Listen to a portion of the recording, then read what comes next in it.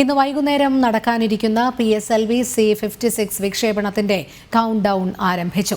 വൈകിട്ട് 4 മണി മുതൽ 4 മണി 4 മിനിറ്റിനാണ് വിക്ഷേപണം നടക്കുക.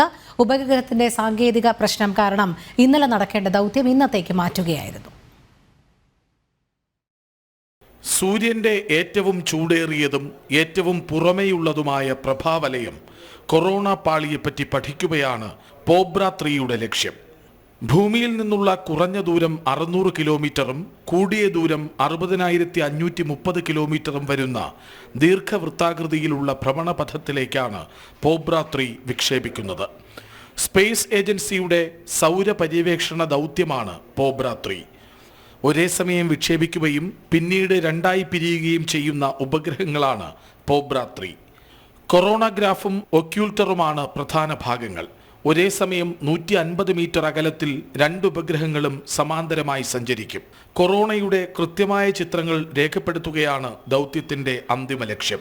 ISROയുടെ വാണിജ്യ വിക്ഷേപണ വിഭാഗമായ ന്യൂ സ്പേസ് ഇന്ത്യ ലിമിറ്റഡുമായാണ് യൂറോപ്യൻ സ്പേസ് ഏജൻസി കരാറുണ്ടാക്കിയിരിക്കുന്നത്. നാഷണൽ ഡെസ്ക്, ജനം.